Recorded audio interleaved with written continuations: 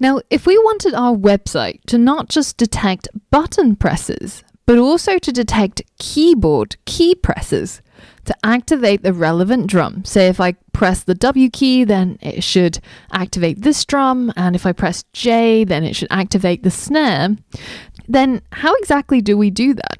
Now, instead of adding an event listener to listen for clicks, we can listen to a key press event instead.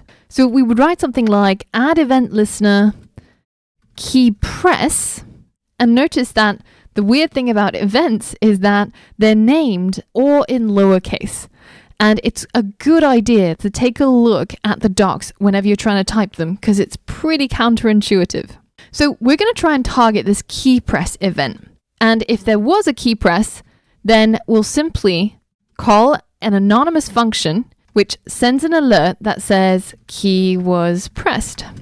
So, but the problem is, what exactly do we add this event listener to, right? Because previously we added our event listener to all of the buttons so that when the buttons get pressed, then the event listener gets triggered.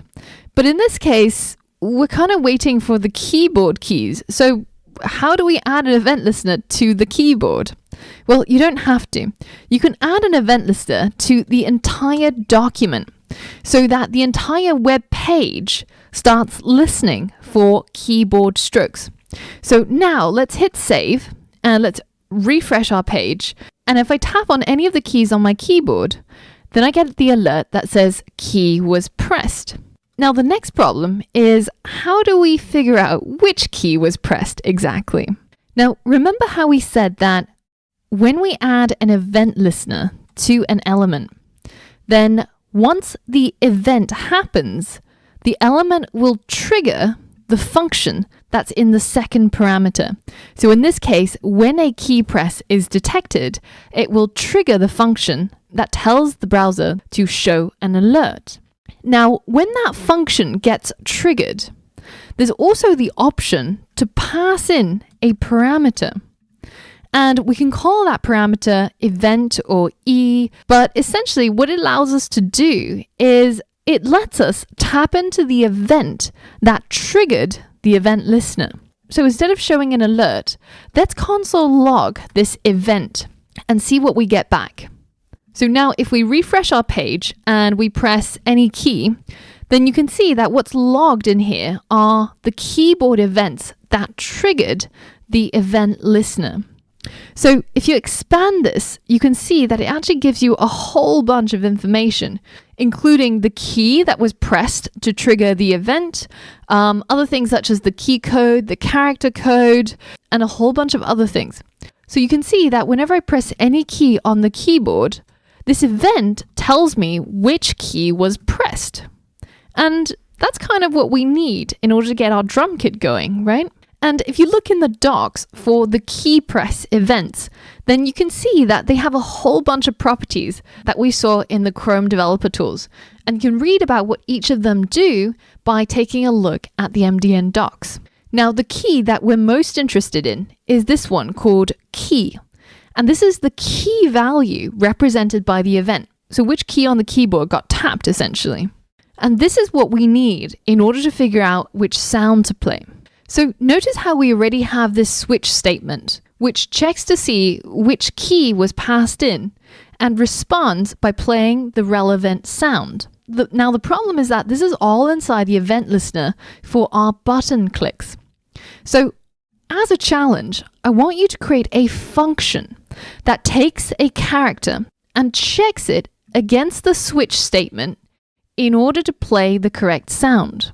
And then we're going to call it inside the event listener for the key press, as well as the event listener for our drum buttons. So pause the video and see if you can complete this challenge. All right, so the first thing we're going to do is we're going to create this brand new function. And I'm simply going to call it make sound. And it's going to take a single parameter, which is going to be the key. Now inside this function, I'm going to relocate our switch statement. So I'm just going to cut it, and then I'm going to paste it inside my function, make sound. Instead of switching on the button inner HTML, I'm going to switch on this key. And I'm going to pass in that key by calling makeSound, passing in the button inner HTML, which is essentially the inner HTML of the button that got pressed.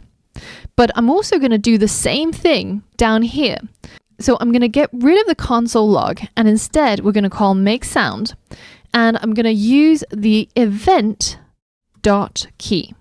So now I have one section of my code, which is all about detecting button press. And then I have another part of my code, which is all about detecting keyboard press. And if a button was pressed, and then I check the inner HTML of the button that got pressed and send that to makeSound in order to play the relevant sound. And if a key press was detected instead, then I send the event.key, so the key property of the event. So say if I press on the W button, then it's makeSound W. And if I press on the W key on the keyboard, it's also makeSound W. And they end up in here where we switch based on that key parameter. And then we play the relevant sound depending on which key was passed in. So let's save this and see if it works. So first I'm going to check by clicking on my buttons. Seems to work. And now I'm going to try and type in the characters. Awesome, right? So in this lesson, we learned about how you can add event listeners to detect keyboard strokes. And we used the same method, addEventListener, but we added it to the entire document instead of a specific button or a specific element.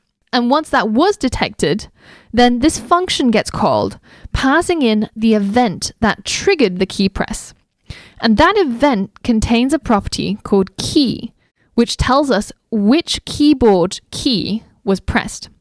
And then we send that over to our function makeSound in order to make the sound that we want for that key.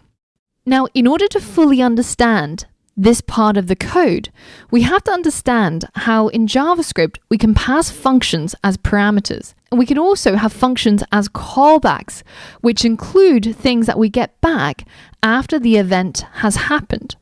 So in the next lesson, we're going to explore some of those concepts in more detail so that we can really get to grips with what exactly it is that we're writing here. So for all of that and more, I'll see you on the next lesson.